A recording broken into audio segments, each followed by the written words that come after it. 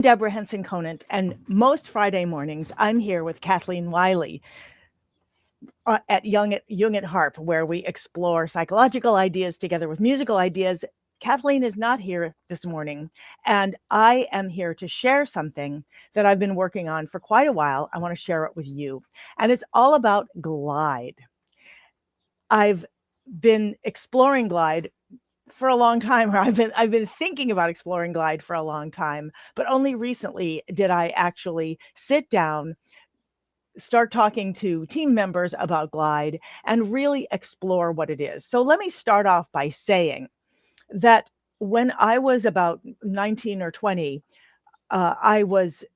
I went back to school to learn to read and write music because as a kid I had been always playing music, but I never learned to read and write it. And I was just about to write a show. I had this idea, uh, and it was about a golden cage that was inescapable from the inside, but irresistible from the outside.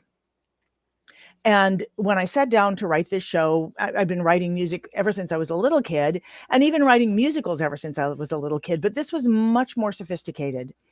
And I had a moment where I realized I am never going to remember all of this as a sophisticated story. The music is something I can imagine and I can invent, but I don't know how to write it down. And at that moment, I knew that I had hit a wall in my life, that I could not get from here to there with the skills that I had. And I knew that I needed to become a literate artist. I was an illiterate musician. I could play up a storm, but I just couldn't write. And so I went back to school to learn to read and write music. And in that school, there was a harp, and I had had a few lessons on the harp as a kid, and so I became the harpist. But there were other classes that I was taking as well, and one of them was swimming. And I think I took swimming just because I wasn't really that good at it, and I wanted to find out how to do it. And there was one moment when the teacher was showing us someone who was really doing a wonderful job swimming. And she pointed to this person and she said, look at how they're doing this. Look at the follow through that they have. Look at how this movement is happening. She said, look, for every activity or every action you take on, there are two parts. There is the effort and there is the glide. And if you are not doing the glide, you're not actually doing the thing. And at that moment, I understood that I wasn't getting the glide. I certainly wasn't getting the glide in swimming, but I sensed that I was not getting the glide in many things. And I also understood that she was saying this ease, this beauty, this flow, this sense of not just flow, but this sense of that thing it's like on a harp, that thing that happens after you play, that blooming of the effort, into the air, that glide, that was something I was completely missing. I was missing it in swimming for sure, but I sensed that I was missing it in many, many parts of my life. And so I thought about this, and one thing I discovered is that I actually, as I started learning the harp, and which was very effortful, which I loved this effort. As I learned the harp, I ended up having to make a living very quickly, and I couldn't play the pieces I thought I was supposed to play, like classical pieces that I had actual notes. But I discovered that if I could set up a rhythm and a harmony, I could do something simple over that. I could glide on that simple thing. I could glide with the thing I could do. The thing I couldn't do very much was play this new instrument. But if I found something very simple to do, and I did it over and over again, I could glide. I could glide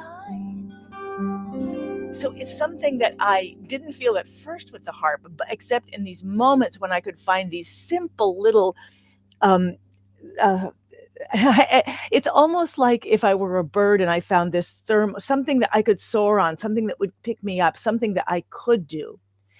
So I discovered that I could do this on the harp. I didn't discover it, I experienced that I could do it in music with these simple forms. And I did not know at the time that what I was exploring or experiencing was improvisation on a very short improv form, which was a vamp. Like, this is a vamp, or something that I would call in my teaching, I would call that a snippet.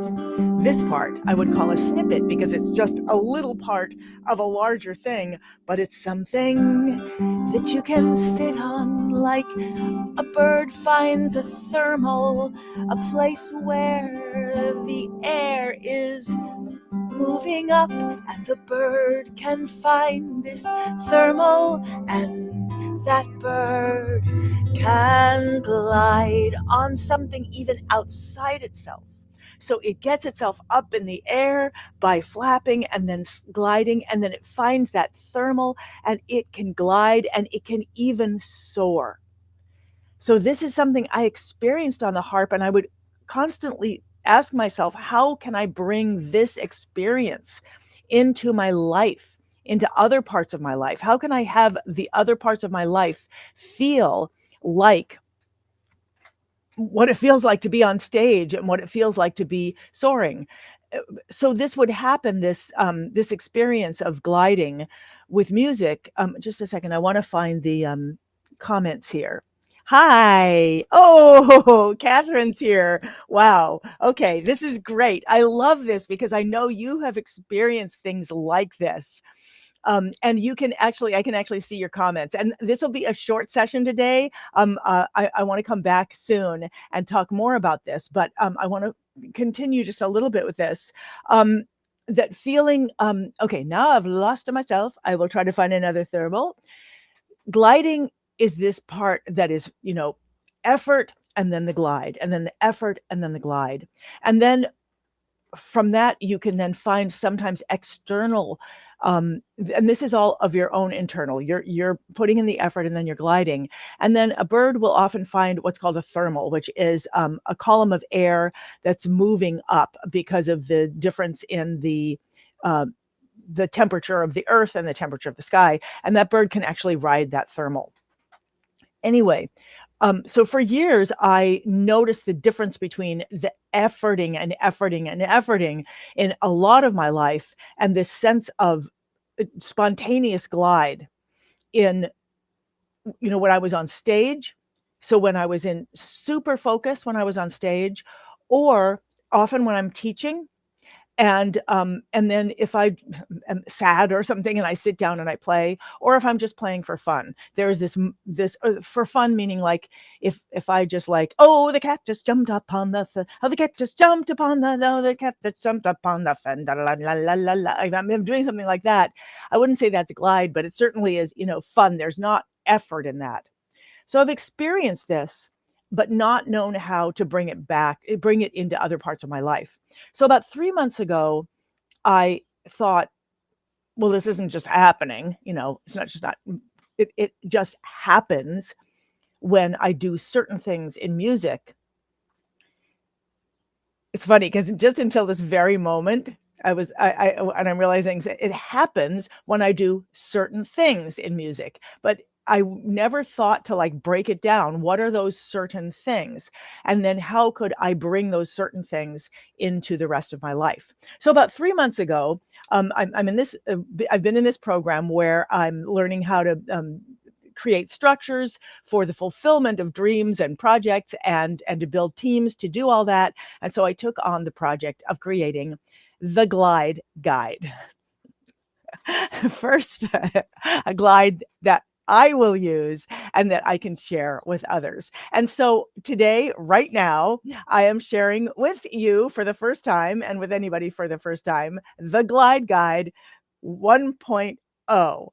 And I just put in in the post for this a link to this glide guide, and I want to take you there for a minute and just show it to you. And again, I'll be back here soon talking more about it. But I want to give you a connection to it, and I wanted to tell you how I went about creating it. And here, and whoops, coming back to you. All right, so I'm going to share my screen, show you the glide guide. You've got the link to it. I hope you'll go there. I hope you will add comments and try it out. This is just the beginning. When you read the glide guide, you become part of this team that's exploring this and how to bring this into our lives. All right, so I'm going to share my screen here.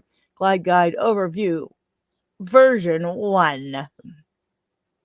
Okay, so here is the glide guide. I hope you're seeing it. Oh, I think I already see somebody else there. Maybe Anonymous Panda, or maybe that's me. Who knows? In the glide guide, this is the first guide. I explained the story here of how I got interested in this. Oh, this is not Google comments, Google. If you're here, I've set it up so that you should be able to comment. And I don't know if you can see my whole screen, but hopefully you can comment by clicking on comments, or sometimes you can double click on here. If for some reason you can't comment on it, just click on this Ask a Question link and you can get straight to my inbox and just let me know if there's a problem. So what are the skills in gliding as learned from birds? So I did a lot of thinking and talking and researching on what are the skills that birds use in gliding. And so I made this little worksheet for myself to get started. Again, just to start looking at this. And so birds take off. Birds learn to launch themselves into the air. And this involves effort, which is flapping and running and jumping and maintaining balance or stability. So I take that to mean take time for the preparation of breaking things down and instilling the mindset of positive expectation. So actually make a plan instead of just sitting down and doing something, like even if it's cleaning my room, actually make a plan. Like write it down, have parts to it. I don't think you can see me. So oh, wait a minute. Maybe you can't even, oh, you can. Oh, there I am, little me down there. All right, great. Okay. So there's that. And then there's, I have to leave early this morning, but I really wanted to show it to you, at least to get started. So I'll go through it quickly and then we'll go through it more in depth later on. Alternating effort and glide is part of what birds do. So to continue moving forward, they seamlessly transition between flapping and gliding until they encounter an updraft that they can actually ride. And we'll be talking about updrafts another time. So as you perform the plan that you're doing, this is for me and for anyone who takes it on, alternate between the effort and the appreciation of the effort. So for example, if you're playing the instrument, there's the effort and then there's actually listening to what you do without criticism, without assessment. Is it good or is it bad? But literally listening to the beauty and the joy and taking that in. If you're a singer, or if you love to sing like I do, after you hear that, you might sing into it. You might have another harmony as well. That's part of what I teach. Not knowing this, but teaching how to get glide by having something simple you can play that lets you dance with your voice or dance with the music. So actually enjoying that, actually feeling the rhythm of the glide coming along with the effort.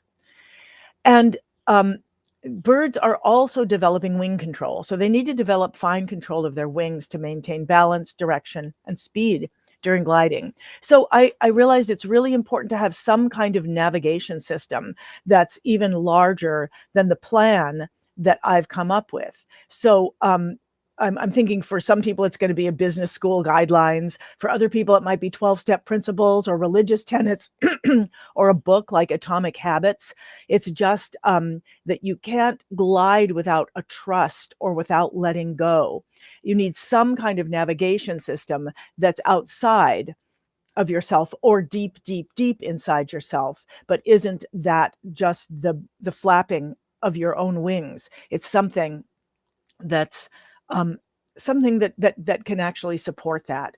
So having that along with the plan and the awareness of effort and appreciation.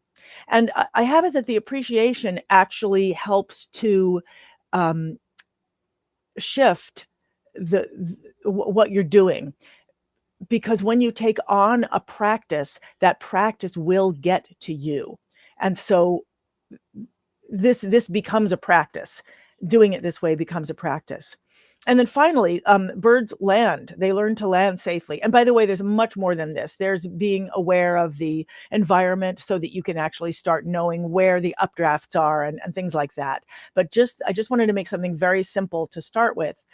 Landing. Birds learn to land safely in a way that doesn't damage them for future flights. They don't just like, oh, I'm done, I'm going to fall off the ground. They don't fall on the ground. They land.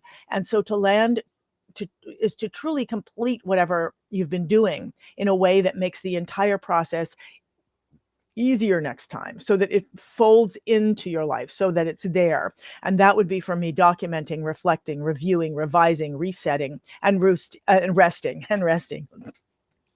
So eventually, your glide guide becomes the guide for teaching others, as well as creating stability and glide in your own life. That's the plan for it, as well as then going on. And I can add this right now, but I'll wait until I'm off screen to then start looking at how to soaring by being able to integrate with something outside or deeply inside you that allows you to take off even further. So that was the basics of the glide guide, the glide skills. But I also investigated, all of it, like how to be more like a bird. And I'll just tell you briefly this story, and then I'm going to come back later. Like let me know if you're interested in this. Do comment on it. And what I should have done is made a way for you to connect with me if you're interested, so that I can let you know the next time I'm going to be doing a live, which I hope will be really soon on this.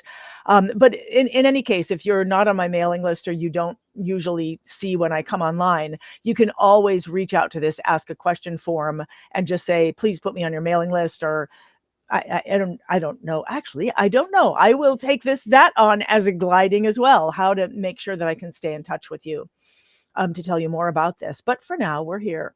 I just want to go briefly over this and then come back to the very first part.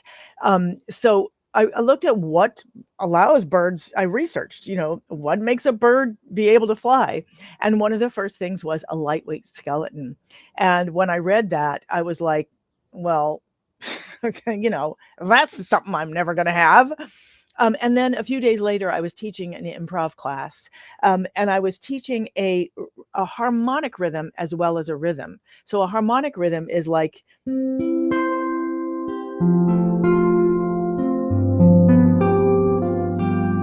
not only is there an underlying rhythm, but there's a rhythm in the harmony.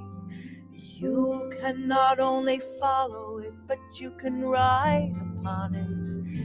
If this rhythm is grounded and has integrity, it becomes something you can glide on. And as I was teaching it, and as I was saying, really feel that integrity, how it's very true.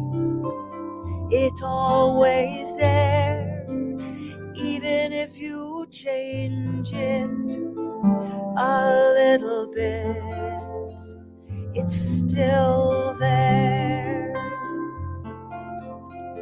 And even if you stop playing it, it's still there. And as I was teaching this, I suddenly thought, oh my goodness, that rhythm is those bones that are lighter than air, the harmonic rhythm, the predictability, the fact that it's there even when you change it, and you can use it to dance on, to fly on, to glide on. And I realized that rhythm was the bones that were lighter than air. So once I realized that there were going to be many other ways that I might not think I had the body of a bird, but that I could take on or find ways. And so here we go. So that's on the second or the third page of the Glide Guide, how to be more like a bird. And then on the one of the things I discovered as I started having conversations, because this was all about having conversations with people, um, to discover Glide together. And one of the big things that we noticed was, why do people inhibit their own Glide? So I'm going to come out of this in a minute and just to briefly talk about that, and also show you that at the very end of this document, I just did an AI summary of one of the discussions that I had with my friend Ben about Glide, just so you could kind of see what the conversations were like. And I'm hoping that I will have conversations with you online, and offline, in what Glide is, and how it shows up in your life. And oh, right, I'm coming out of this. What Glide is, and how to discover it, and how to explore it, and how to then move from not move, but allow gliding to become soaring. But first, to discover Glide. So one of the last things that I just wanted to say about this today is that years ago I had a therapist who would always say, he would sadly, like sigh, and his head would like, he'd be like, I don't understand it. I just don't understand. People figure out what works for them, and then they stop doing it. And I could tell that, yeah, he was talking about me, but I wasn't alone. This wasn't not unique to me. And I more recently was talking to a mindset coach about this, and how it is that this happens. Because as I was talking to my friend Ben about Glide, we were like, yeah, so we can do this, and we can do this together, and we can start discovering Glide, and we can share what we're taught, what we discover about Glide. And then we talked about a time when he'd kind of done that in the past, and I said, yeah, and you stopped doing that, right? And he was like, yeah. And we're like, okay, so what happened? And that's another part of Glide that I'm interested to explore. Um, but the closest that we've gotten is to realize that there is some kind of efforting. Like, I discovered I loved this efforting. There was something about my identity that made me love the efforting, and in some ways be afraid of the Glide, or really, or feel like it was cheating. Like, if I'm gliding, I'm not doing anything, and if I'm not doing anything, well, how can I claim what I'm doing is worth anything? Like, there's this whole like this complexity, um, and that's another part of Glide. How is it that birds do not fear gliding? Do not fear, like, wait a minute, I'm doing nothing. What if I don't know, what if I can't find it? I mean, they're not thinking that. I mean, I get it. They're birds. Like, there is a difference, and there is a downside to being human, of course. Anyway, this is part of the discovery of Glide that I am out to have, and to talk about, and to explore. What is that Glide? How do we find it? And how do we allow it to be? Because it is natural. It is a natural thing, unless we stop it, like I have in so many ways. And just to kind of give you an image of what that looks like in a life, over a lifetime. Right now, one of the big projects I'm involved in, I'm calling the Legacy Project. In fact, I'm on my way to a Legacy Project meeting with others who are helping me with this project, after years of creating music for symphony orchestra, for musicals, one woman musicals, all of which I created and premiered, and they were on stage and audiences saw them, and yet they only exist now for only those audiences, and then in a half finished, in a score that any orchestra could play, but the heart part is not written out. So the glide, the moment, so whenever that piece would need to be played, would be played, I would be the one who would be playing it because I've never written out the harp part. Now, for some of them I have, and we're starting to publish more and more of those. But the glide for me as a composer is to complete them in a way that they go into the hands of others and become, where I sit there and watch with joy and rapture as I see others performing my work. That is a glide for me as a composer. And yet, that I've cut that off in some areas of my life. So now there's these scores and we're completing them and getting them out there. And I'm celebrating that in my life through the composer's spotlight. If you go to my blog or go to my Instagram, you will see the I'm making blog posts and sharing the performances of others of my work, because that is glide, and that as a composer, and that is one thing that I want to be sharing. So Victoria is saying, from what I've heard so far, I think gliding is like, let me pull this up. Gliding, it's like being in a flow state. Yeah, there many people have said that. There's a difference between glide and flow, and the difference is that glide is connected to effort. I looked up, and we can talk about this in future sessions like this. I looked at why is glide flow? How is glide not floating? How is glide not flowing? What's the difference? For me, the big, huge difference is it is part of effort. It is inherent in effort. It is like the resonance of effort. It is, and this is. There's all this sound that comes out after the effort of me playing. So I can sing into that, and that is glide. Flowing is beautiful. It's a different thing. And glide is something that it's a special kind, and it's also a special. Birds are not just flowing. They're actually picking up. They're actually engaging actively with the conditions that allow them to glide, not only in their bodies, but outside of their bodies. But this is part of what is exciting to talk about, Victoria. And I'll pull up what Catherine's saying. My favorite way of thinking about it is roller skating. Yes. Okay. Yes. So, right. So there's something that it's connected to. Um, and flow is also connected.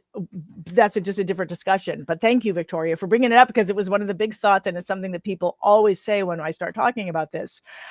So Catherine said, my favorite way of thinking about it is roller skating. For a while, you just strap in, wobble about, and walk on your skates. But once you know what you're doing, you learn to push a little through the skates, and then you go and comes the glides. Yeah. And this is why I so want to have these conversations, because every way that somebody else describes it, like even Victoria, when you're saying flow, I'm thinking, okay, well, where does the flow state and the glide state, or the glide dimension, or the glide activity, or the glide action, where do they meet?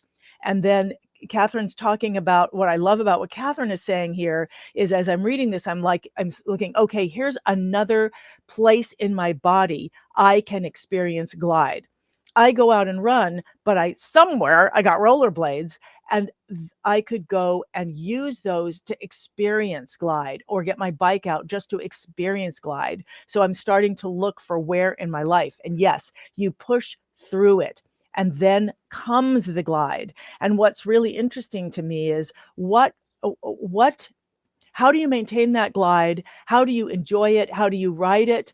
And then how do I bring it then into other parts of my life? And Catherine says, I love the bird analogy. It's so powerful. And yes, and I mean, the show that I just finished last year that people can go see now is called The Golden Cage.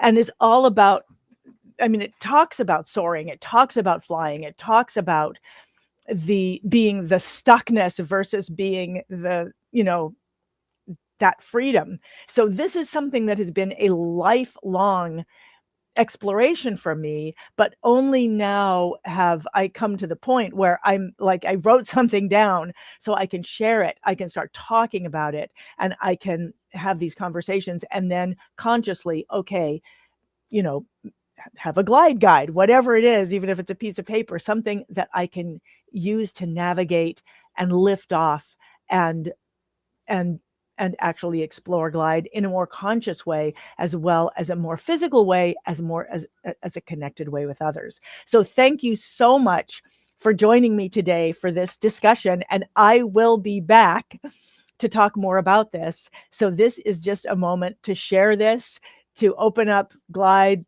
guide 1.0 and invite you to add on to it. So thank you so much for being with me here this morning. And I'll be back here with Kathleen Wiley for Young at Harp again next week, and to be talking more about glide in every part of my life, and to be gliding with you. All right. I will see you. Oh, I love your messages. It's so great to see you. I'm excited to see you too, Catherine. Someday I want to get you out here to tell that story that is just every time I see your name, I think about a story that you once told me. Stay tuned for that, and I will see you